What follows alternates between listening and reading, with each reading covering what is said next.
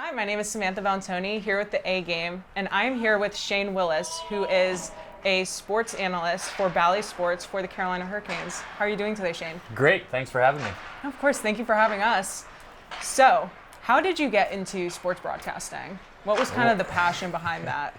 So, my story in getting into sports broadcasting isn't your normal broadcasting way. Obviously, I played for the Carolina Hurricanes in 2000. And my job when I started working for the Hurricanes was in youth hockey.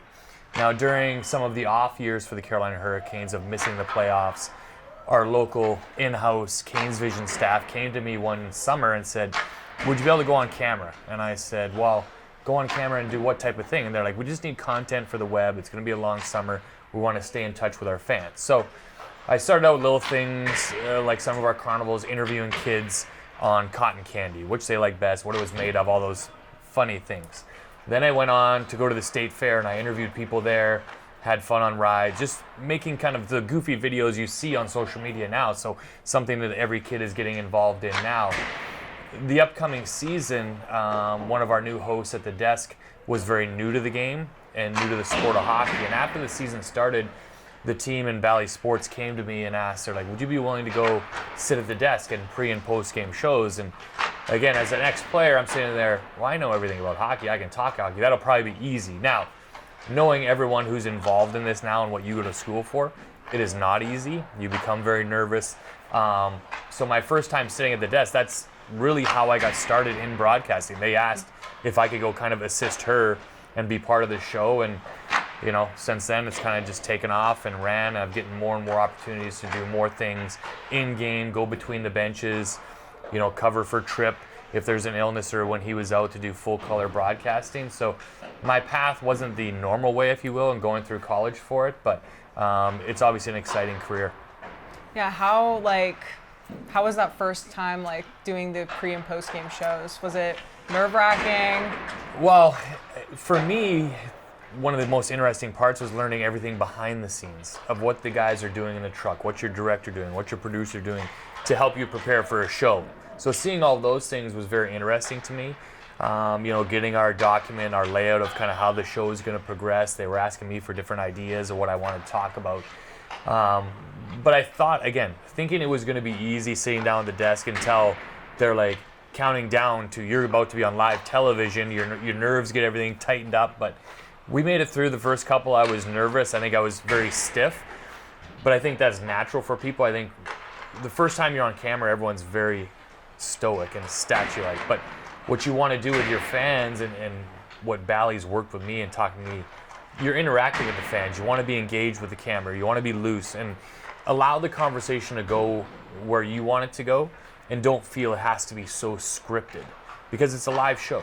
Things shouldn't be scripted. Yes, your topics are scripted, but I think having that flow and chemistry with your co-host is very important. So have you always been a hockey fan? What kind of drew you into the sport since you did play for the Carolina Hurricanes at one point? Yeah, growing up in Canada, as a young boy, obviously watching the Edmonton Oilers dynasty and watching when Wayne Gretzky played there, winning Stanley Cups, I was always very passionate about the game.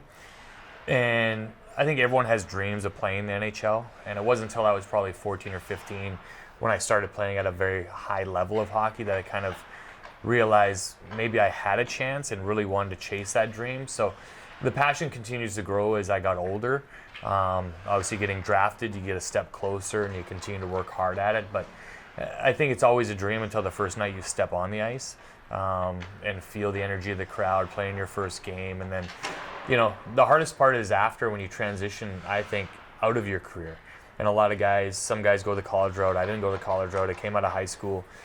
But what are those next steps? So I was very blessed that the Hurricanes offered me an opportunity, obviously in the youth hockey world, but then continuing to show confidence in me to be a part of the television broadcast and continue down that road. And I think we have such a great staff with Bally's that they've also helped me in learning more about them. And we're a very close-knit team behind the scenes as well, as far as the broadcast team goes. Now with Hannah Yates joining us this year, it's just continues to flow in a very smooth fashion. I think that helps the show every single night. How was getting drafted to the NHL? A lot of emotion. Is it exciting? Well, and again, my story is unique in the fact that I was drafted twice. So at the age of 18, I was selected by Tampa Bay. And a lot of people don't know, once you're drafted, you have 2 years to sign a professional contract and stay with that team. Or after those 2 years, you kind of become a free agent now, the way things are set up. But when I was coming through at that age, if I didn't sign with Tampa, I actually went back into the draft, which after those 2 years, it was coming down to the deadline. And at 19 and 20 years old, I'm taking most of the advice from my agents who are in the business. They know what's going on, and they felt the circumstances and the situation wasn't right for me in Tampa. So we rejected the final offer and ended up going back in the draft. And I was selected by Carolina in the 4th round. And, both times very exciting. I think they're very nerve-wracking. I think the first time you try and enjoy the moment as much as possible. The cool part about the first time I was drafted, the draft was actually held in Edmonton. So in a place that I grew up watching the dynasty, and my family's able to be there, and my grandparents were there with my brother. So it's an exciting moment to be a part of it. But, looking back at it, it's very stressful for a young guy because you sit there and everyone who's getting selected. And every time a pick goes by, you wonder, am I the next pick? Am I going to continue to fall down the draft? And there's certain points of, am I going to get drafted? So it's stressful for a young player. But I love what Marty St. Louis said this year at the draft when he was talking to the arena in Montreal. He said, he was an undrafted player. He went on to play with Tampa and have a tremendous career, win a Stanley Cup, and now is coaching in the National Hockey League. So I think in any profession, you're going to face adversity. You may hit a roadblock at times, but he's proof. There's so many guys in every different field that's proof that hard work pays off when you continue to work at your craft. And you never know when you get there. Not many guys step in the National Hockey League at 18. So it's a very long journey. I think that as a young player, the faster you mature kind of mentally helps you realize that and really attain your goals. So what advice would you give college students that want to go into the sports broadcasting industry? Well, and you and I were talking before we came on, because my daughter, who's graduating from high school this year, kind of has an interest in it. And I think it's a very difficult road. It's a hard-working road, because I've talked to Hannah a lot about her path of getting here to Carolina, and even the host before that. And for young people coming out of college, you really have to be willing. And I look at it a lot like a hockey player, because to get to the level of the National Hockey League, you have to make sacrifices. You have to put in hard work, long hours, and do a lot of extra things to show these broadcast companies that you're there for the right reasons. You can put out a great product, but you're willing to do the work. You look at these sideline reporters, they're at a different game every week. They're traveling around the country. So when you look at those aspects, you have to be willing, and I think it's broadcasting, really anything for a college student.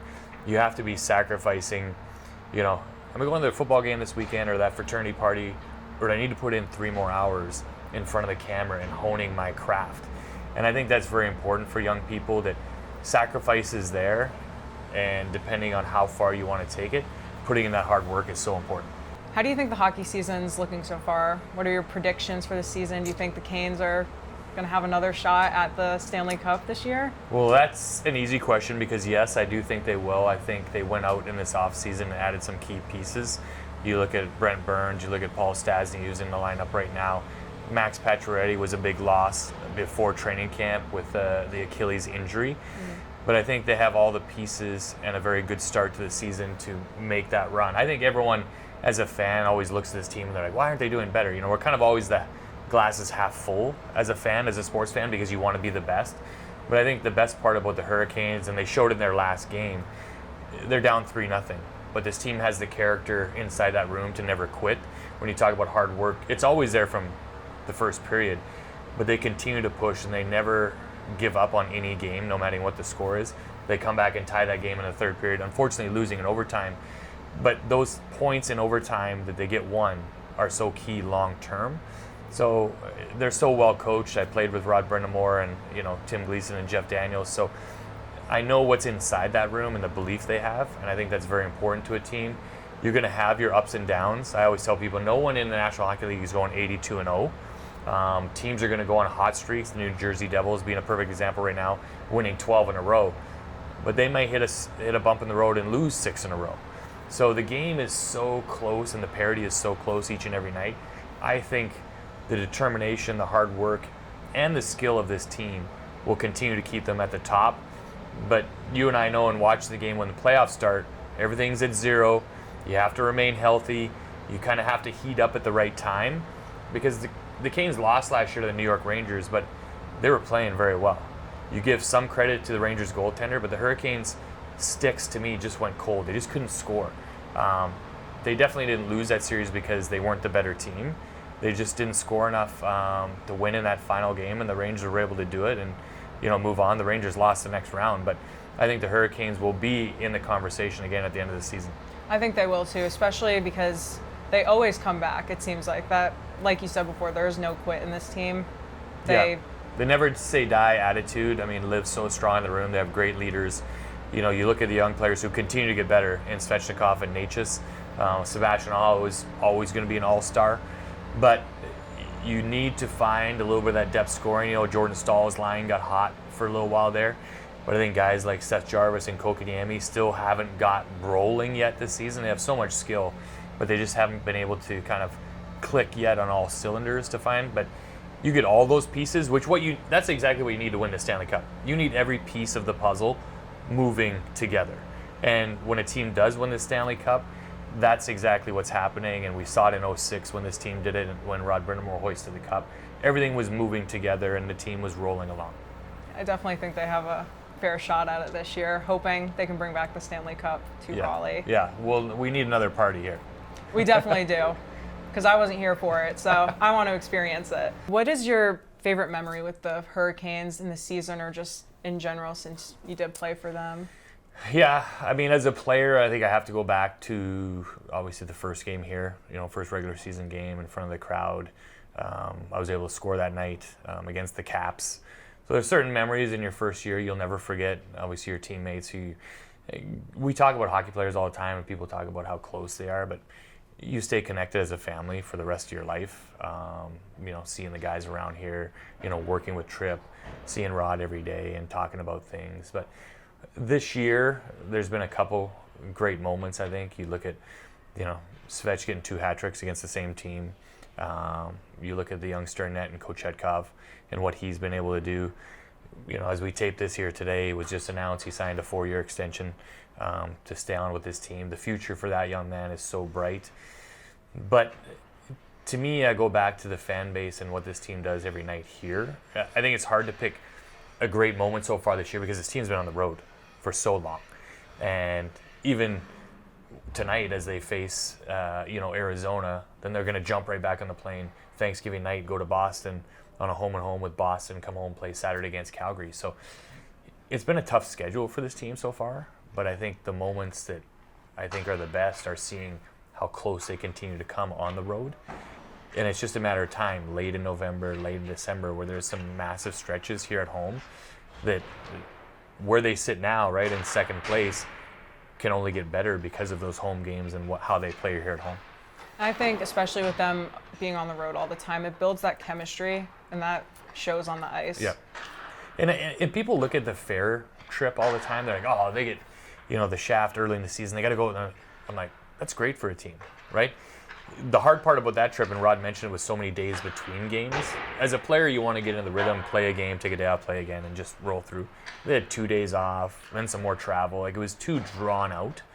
But again, you mentioned getting together as a team, going out for dinners. That is very important, especially in a long season like this, to get to know new players, to continue to build the bond with guys who have been here before and see all of them take steps. And I think Jordan Stahl, Jordan Martinook, Sebastian Aho, and Jacob Slavin, as the leaders and captains of this team, do a very good job setting that up and making sure the temperature, if you will, inside that locker room is where it needs to be to make a championship run.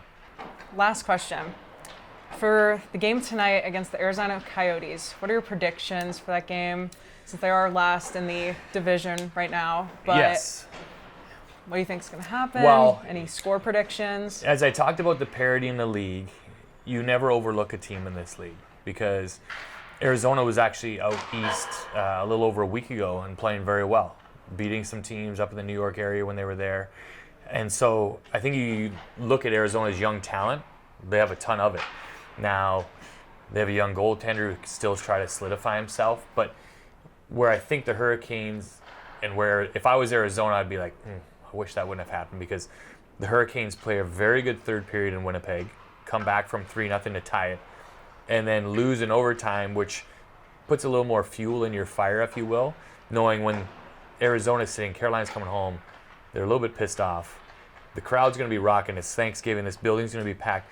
Like, their start to this game is what I would be worried about if I was Arizona. I think that the start of tonight's game for Carolina will be very energized, very physical, and Arizona's going to have to face a barrage of shots. Now, they're going to try and match that, but I think this is a game that I would be very confident as a Hurricanes fan, because the Hurricanes always respond. After a tough game like that, they will respond. The one area that's been slow for them and been cold lately has been the power play. Can it get rolling tonight in the first period? That's another part. If that thing hits, and people always ask, what are they going to do? I'm like, nothing. They're just not scoring. So if the power play hits and they come out and have the start, which I think they will, I think it'll be a very entertaining and fun night for a Hurricanes fan here at home against Arizona. I think so too. It's always popping in PNC Arena when the Canes are in town. No question. Yeah. Thank you so much for your time, Shane. My really pleasure. Appreciate it. Glad to be here.